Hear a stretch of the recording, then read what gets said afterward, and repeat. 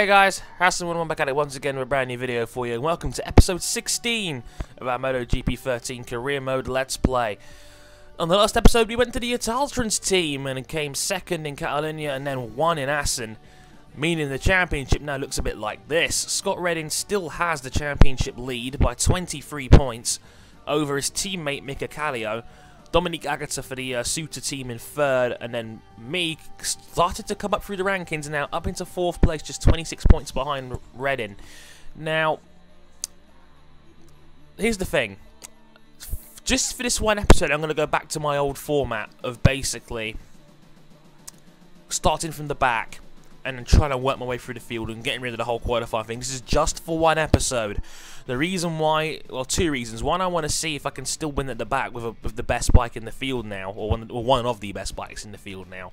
And the second reason is because I want maximum talking time, because we've got so much to catch up on. So, as we head to round 8, we get the bus down from Holland back into Germany for the Grand Prix at the Sachsenring. Yeah, Sachsenring. I hope I got it right this time. I've never been a strong guy when it comes to pronunciations. I'm sure you guys who are long-time viewers of me probably know that already. Okay, so as you can see, I'm on realistic difficulty. Let's just quickly change that back to race only. Okie doke. But now I heard they're meant to be beating Tito Rabat and winning every race now, of course. Okay.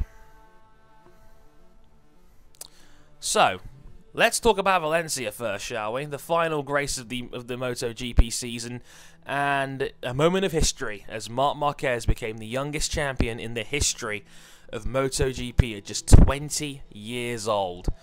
That is, I mean, we already know just how great this kid is, and I've already spoken about him in many videos about like how I've never seen a talent come through the sport like he has. Just as a natural, and you know, the body out style he possesses, and just the way he's able to handle a bike with 250 bhp, it's truly ridiculous, quite frankly. And it was kind of a strange race. The first 10 or 12 laps were absolutely ridiculous in Valencia. Some of the craziest opening 10 or 12 laps I've ever seen in a MotoGP race. The top 5 had completely broken out. It was the same top 5 we normally tend to see now. It was Rossi, Lorenzo, Marquez, Pedrosa, and Bautista. Bautista clearly is the best of the rest now in MotoGP on the Gresini Honda. I think he's now the clear number 5 guy. Let's just have a quick setup check here, because I know this is a really short track. I'm just going to change my gearing around a little bit. Final ratio 0, but I'm going to turn my power up so that it's the gearbox is more explosive coming out of the corners. Right. Without further ado, let's do this. In the meantime, yeah, like Lorenzo and Pedrosa was all over the back of him. It was ridiculous. I've never seen Danny Pedrosa so aggressive in a race. And to be fair, I'd never really seen Jorge Lorenzo. I mean, I'll talk more about Lorenzo in a bit, but Lorenzo had to get really desperate to defend. Lorenzo was doing some things which I've never even seen Lorenzo do, which I thought, you know, kind of been a bit of a hypocrite, to be honest, because, you know, Lorenzo was bitching all year about Marquez's aggression when it came to passing, but the moment he pulls off some dangerous moves, it's like, oh, it's A-okay now, because these guys have made me ride like this, and it's like, well, not really. But Lorenzo pulled off quite a naughty pass to defend his lead from Pedrosa, or tried to defend his lead from Pedrosa. He went, I think it was around turn 2, he clearly outbroke himself, barged into the back of Pedrosa, and sent Pedrosa back into 5th. And then Marquez came through to take the race lead, but Lorenzo caught him back up and passed him again. Marquez clearly playing the championship game around Valencia. He was hanging back in 3rd most of the race. Then after the Lorenzo-Pedrosa tangle, Marquez led for a little bit, but then let Lorenzo back through, basically making Lorenzo a bit helpless. It's like, okay, sure, go win, Lorenzo. I'll take 2nd. It's cool. In fact, he even went down to 3rd after Pedrosa was coming back through the field a little bit. Marquez, you know, pretty much let Pedrosa. He said, you know what, I have no reason to defend this. 3rd is still good, so I mean, he let Pedrosa through, and you know, Lorenzo won the race. Nobody gave a damn. because obviously, as we pointed out, Marquez came in third and won the championship by just 4 points in the end. It's kind of been a story of 2 seasons. Really? Whoa! What happened there? Guy's gone wide. He's dropped and he's taken me with him. Good lord. I feel like Louis Salom all over again. Okay, so let's go here. I'm actually endoing the bike going into turn 1 because the gap in the hill there. But, whoa! DeAngelis there having a bit of a nasty nudge. But, yeah, I mean, overall, it's kind of been like a tale of 2 seasons. I think Marquez was definitely stronger the first half of the year. And then Lorenzo had the crash at Assen, which obviously damaged his shoulder pretty bad. He came back, still rode the race, came in, it was almost a pretty heroic, I think it was 5th place. Drilling someone out of the way, Simon. But yeah, so then he re-damaged it at the Sachsenring, ironically the race we're at right now. He damaged it again there, and you know, had to sit the race out. Wasn't the same at Laguna Seca a week later. I think came in 6th, and then Marquez started to turn the wick on the championship a little bit, so to speak. Whoa, over the top of the hill. Got the pass in on Tito. He's coming back, but no. Keep the back out a little bit there, that's nice. But second half of the year, I have to give Lorenzo this. He's definitely looked stronger. Whoa, whoa, whoa. I don't know why that's happening to me there, man. Why I'm getting my braking wrong down there. I've got to quick tweak in that. But, yeah, I mean, overall, I think Marquez is a little bit better. I think Marquez definitely deserved it. I think either guy would have been a deserving champion, quite frankly, because Lorenzo. Second half of the year, I think we saw a different Jorge Lorenzo. A Lorenzo that had nothing to lose and was just on maximum attack. Like, I've never seen him so aggressive and doing pretty much anything and everything he could to defend his title, including working the politics rules, saying, Marquez should have been given more penalty points, blah, blah, blah. You know, anything to help him win the championship, right? Oh, I love this bit of the track, this downhill waterfall section.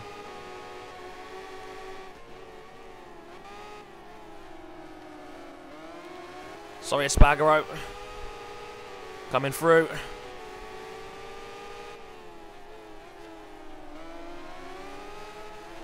Whoa, whoa, whoa, whoa, whoa. Then what's going on there? I think I came out of the corner a little bit too hot.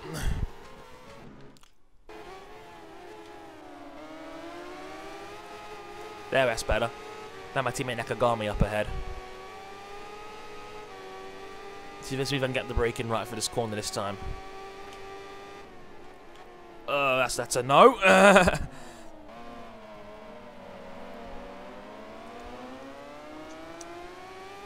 I'm the fastest man on track, but Redding's just pulling away again, which I'm not a fan of. But yeah, I mean, overall, I think, like I said, I think Marquez was definitely a worthy champ, and you know, congratulations to Mark. He's an absolute phenom. How he's been able to come in at just 20 years old and just, you know, stamp his authority on everybody, all the experienced riders that have been doing this for 5, 6, 7, maybe even more years, is incredible. And I think it's going to be the first of many for Mark. I think he's a great role model for the sport. He's always happy, always smiling, you know, maximum competitor, but totally respectful and classy. And to be fair, Lorenzo was very classy at the end as well. I mean, he seemed to be very humbled by Marquez towards the end there, and I think Lorenzo couldn't have done any more if he'd tried. He was, like I said, a demon second half of last season. I've never seen the guy ride so hard.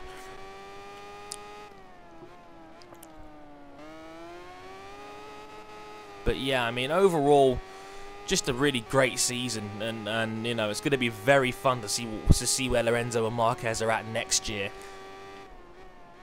That's a bit better. Ooh, not quite perfect, but that'll do.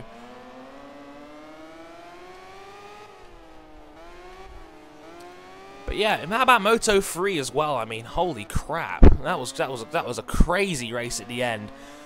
Qualifying wise, the 3 title rivals of Vinales, Vinales, Salom, Rins looked, they got on the front row, and then they just pretty much pulled away from there. Jonas Volger and Jack Miller were pretty much giving chase. It was a pack of 5 pretty much the whole race. Just Vinales was leading most of the time around. Salom looked pretty comfortable in just giving chase and just sitting back and then making his moves whenever. I'm so fast right this part of the track, it's nice. But yeah, I mean, like the thing is, then Salom dropped it. Pushed a little bit too hard, dropped the bike, and that was the end of that. Salom was out of it, so it pretty much became a straight up fight between Vinales and Rins, and in a crazy last lap where both guys were pushing it to the maximum. Vinales won it on the last corner after Rins tried a desperate final move. As me and Redding go to war once again. But yeah, I mean, like I said, a desperate final move from Rins didn't work out. Took a bump, didn't get the run, and then Vinales wins it and wins the championship at the same time. In fact, Rins didn't even finish second. He lost a photo finish to Jonas Volger.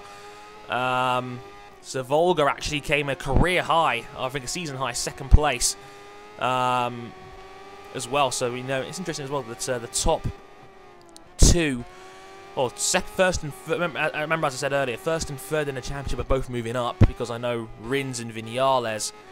So not Rins, sorry. Salom and Vinales are both going to be part of the Pons team for Moto2 next year, replacing Espargaro and Rabat, because Rabat's going to the Mark VDS team to partner up with Kallio, because as you know, Redding's moving up to the Gresini Honda team. So you can start to see that all these shake-ups are now happening. I'll talk a little bit about that in a minute as well, but Salom's not got it. I don't think Salom was too disappointed. Obviously, it's a shame he didn't win the championship, but he's going to one of the best bikes in Moto2 straight away, so I don't think he'll be complaining too much. I think overall he will be just fine, and I think Rins will completely dominate Moto3 next year. That team of him, Alex Marquez, and then him and Alex Marquez are going to win a lot of races next year, because Rins is going to be absolutely dominant next year, I reckon. Because remember, another one of his main top tier guys, Jonas Volger, is moving up as well. So it's going to be Rins, Marquez, and you know what? Maybe even someone like Ana Carrasco, because Ana Carrasco had a career high 8th place. I think was it 8th or was it 9th? I'm not sure. I think it was either 8th or 9th place. It's great to see a female do so well in in Grand Prix motorcycle racing as well, which is really cool to see. So shout out to Ana Carrasco for coming in 8th. That was a really great result. Doing it for the girls out there. Down the hill, just 2 laps to go here, or just over a lap to go, I should say, really. But yeah, overall as well, also a quick mention of the Moto2 race. I think Paul Espargaro was a little bit too quick to celebrate and get to the end of season party. He ended up dropping it, finishing in 28th place. Shout out to Nico Tirol, so a fellow Spaniard ended up winning it anyway, so I guess it wasn't all bad, right?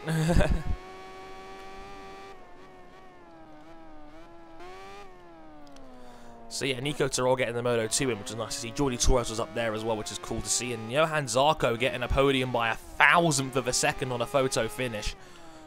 Pretty crazy.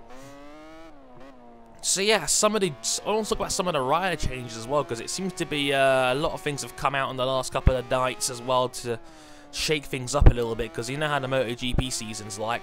Last season's already over, and they're already bringing out next year's bikes to test today. So this is also a testing session which is going on pretty much as I'm recording this video. So things to bear in mind which you may not know. Yoni Hernandez has been given the Pramac Ducati seat full time to replace obviously the retiring Ben Spies, who just, I mentioned this before, I feel very sorry for old Ben. I really do. Ben just, I think, just took too many injuries in his career. It was never quite right, never quite the same physically after all the crashes he's taken. He's taken a lot of damage in his career. It saddens me because Ben Speaks was always a talented rider. He was a very solid number 2 to Jorge Lorenzo in the Fiat Yamaha days after Rossi went to Ducati. Even won a couple of races. It's just a shame, and it just wasn't meant to be for him. So, obviously sad to hear, but it's also good to see other young talent get opportunities. Yoni Hernandez I think is a pretty solid rider. Scored a fair few amount of points with the Paul Bird Motorsport team, and I think he was definitely the stronger of the 2 riders between him and Michael Laverty. So, as you can see, the championship there, I'm now up to 21 points behind Redding, now up to 2nd place. So the chase is on that one. So yeah, look forward to see how that one turns out. Hit level 54, hooray! And I've locked on Via Bautista, sweet. I need that for a top 10 I'm doing very soon. As I hit the 400,000 fan mark, yay! But yeah, I mean, Hernandez is a decent rider, and I think he's a good fit for the satellite Ducati team. Him and I know Andrea Iannone is sticking around as well. So those two are going to be together with the Pramac team next season. They're a team that, like, on a good day might crack the top 10, and I think they're pretty darn close to the factory Ducati. So that's a good spot for Hernandez to get himself into for sure.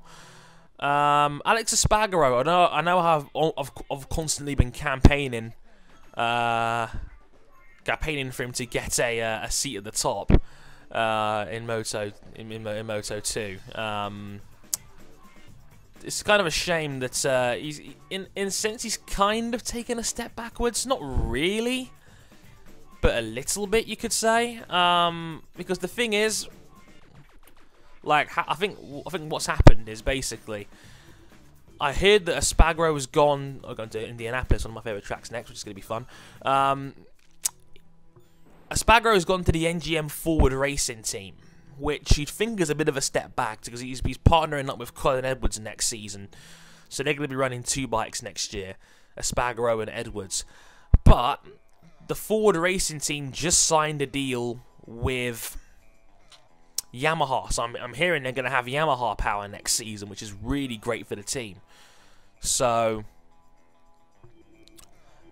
in a sense, I'm guessing it's kind of a good thing as well that at least he's joined a team that's going to get more support. I'm glad the CRTs are taking steps to improve more than anything else, because then, like, with a decent rider, they're not a million miles behind some of the factory and satellite teams.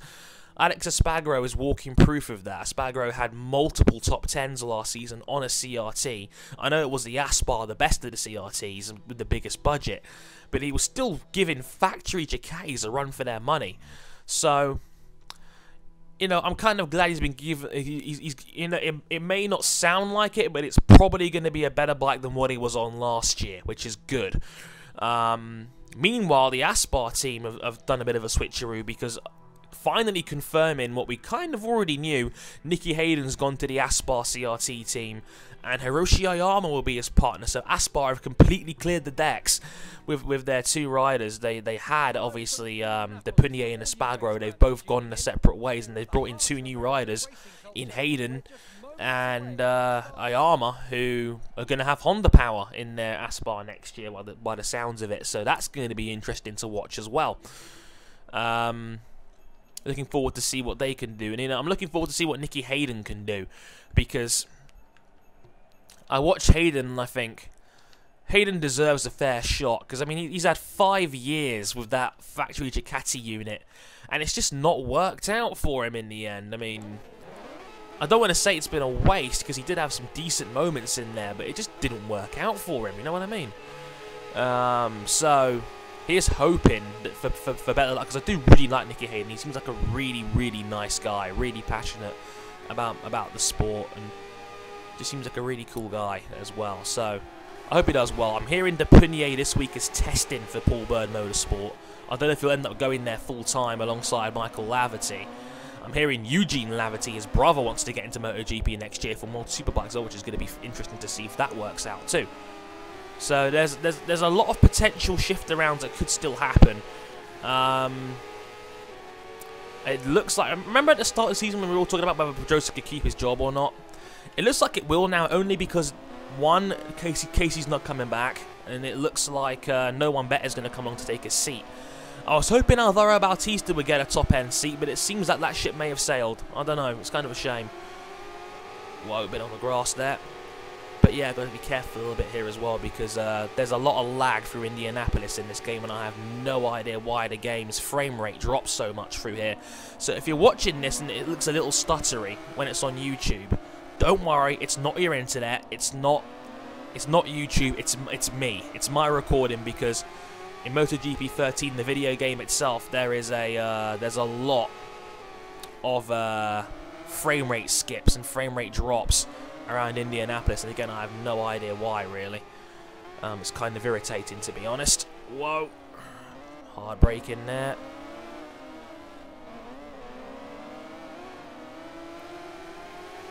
Goodbye, Rabat. Nico Tirol coming through. Hard to believe that Tirol's actually won 3 races this year in Moto2 as well. Aragon, in Austin, and now the last race in Valencia. So Tirol's, you know, looking solid for next year if he can keep this going. But the thing is, I think Moto2 is by far the most competitive class in terms of how close the entire field is to one another. Whoa. In terms of pace, because the fields can get so all over the place. It's like Reddin, I know, is hurt, but Reddin was like 13th there in Valencia. Nakagami, I think, was 12th. And Nakagami is one of the best riders in the whole field, and he's on one of the best bikes. What's he doing down there? You know what I mean? So it's like Thomas Luthi fell down the order because he chose the wrong tyres. The field is so close. And it's going to be... Also, I want to see how well Caterham do next year, because Caterham are going to be having... I believe Caterham are bringing in... I can't remember his name, but the guy that won the AMA Championship in America this year, and Johan Zarco. So that's a solid team for Caterham next year. So, you know, obviously we know them more for their Formula 1 days and shit. But I want to see what they can do in Moto2. I hope Tony Fernandez has got the right idea. I also heard the story the other day as well that Michael Jordan is considering a MotoGP team, which is considering a Moto Grand Prix team, maybe in Moto2 or in the top class. Is he mad? Michael Jordan can't even get his shot at Bobcats basketball franchise. Right? What chance has he got in MotoGP? That's going to be absolutely ridiculous. But yeah, I think that's about all I want to say about it when it comes to driver changes and rider changes and things like that. I also want to say as well, because I have a platform of some variety, I want to say thank you to all of the broadcasters that have represented MotoGP in the last few years, because as you may or may not know, BT Sport in the UK are taking over the rights for MotoGP in 2014. In fact, they've already started today. They're airing the testing sessions on BT Sport right now, so that contract's already underway. And you know, I'm sad. I really am. I'm gutted, because Eurosport has been airing MotoGP for as long as I can remember. And Toby Moody and Julian Ryder, Neil Spolders, and you know, even Randy Mamola when he was working with them back in the day. And they're such an amazing broadcast team. Toby Moody's passion for MotoGP and the hard work he does is so brilliant. And you know, I'm going to miss him so much as a broadcaster, because he was absolutely outstanding. Him and Julian Ryder was such a special team. Spolders was a great technical guy to add in there as well. So, you know, just to not have them around anymore, you know, is just such a shame, because they're such brilliant broadcasters. There is no one out there who could do it better than them. So it just makes me really sad that, you know, despite everything, you know, they're not going to be back next year, and you know that it makes me sad, because I'm going to miss them a lot. Even the BBC guys, and I know Matt Roberts gets a little bit of a roasting from people now and again, but I think Roberts is a really solid broadcaster for the BBC, and you know, he loves MotoGP. You can tell he loves MotoGP, and I think he was really good. I mean, what I'm hoping for is that they drop Susie Perry on Formula 1's coverage of the BBC next season, and they bring Matt Roberts in instead, because I think Matt Roberts is a better anchor than Susie Perry is. I really do.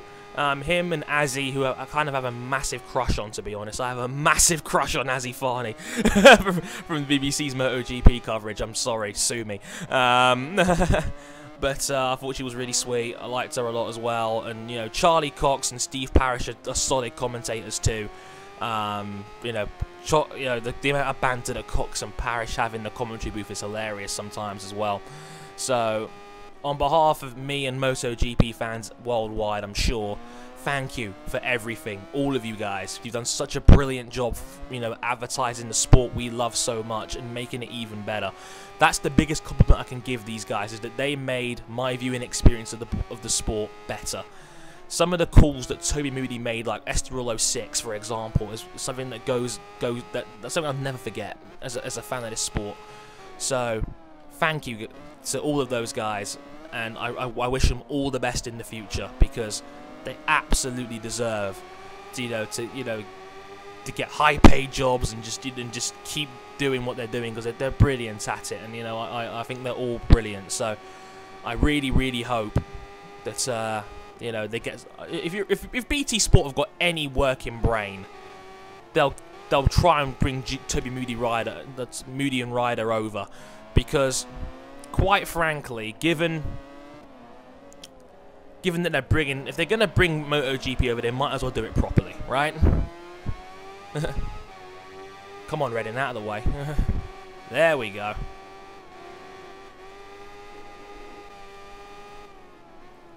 I do love the Indianapolis track in this game, but man, the frame rate issues make it really annoying to drive hard. It just disrupts the momentum.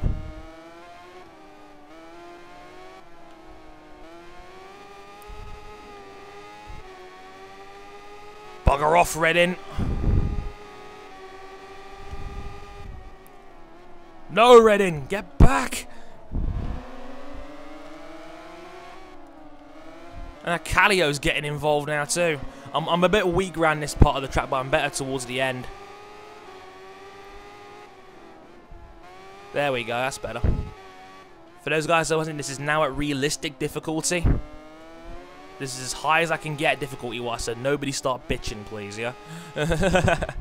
I'm joking. I know you guys are good to me when it comes to this series, and you guys seem to like it, so hey, it's all good in the hood. Now get a nice little slipstream on Espargaro hit.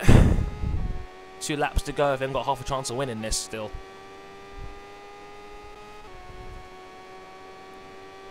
139.3.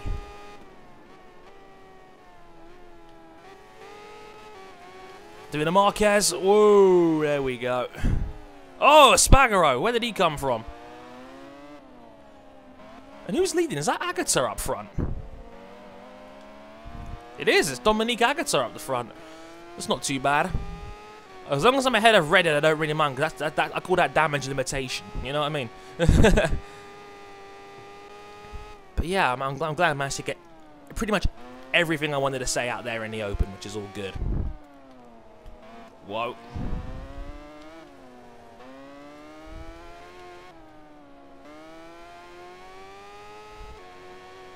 That's the best drive I've gotten out of that corner all day. Come on. Let's see if I can steal at least second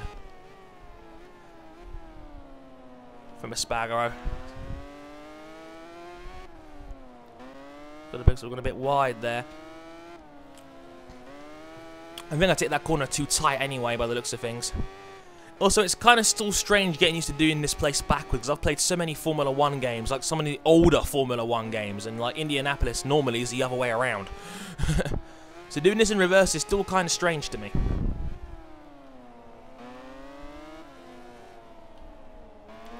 Much better drive out of that corner. There we go. Up into second. Now, can I get Agata? It's going to be close. I think he's a bit too far back. He's 1.3 seconds up. But god damn it, I'm going to try.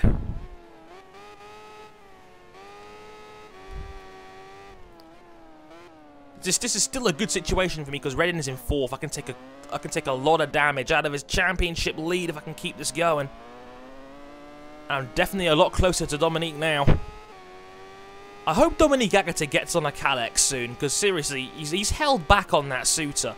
it's just not as fast as the Kalex bikes. I mean, there's no coincidence the top 3 in the championship this year were all on Kalexes, and he was on a Suter.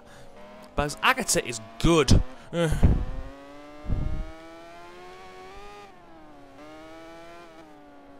I wasn't as good coming out of that corner, but I think Agata put a weed on the grass. And my tyres are pretty much gone as well, to be honest. I don't think I'll be getting anything out of this race. Oh, I was a bit too tentative on the brakes there as well.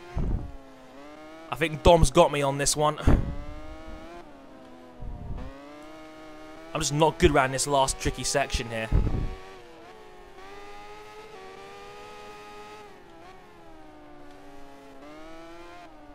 I'm trying, but...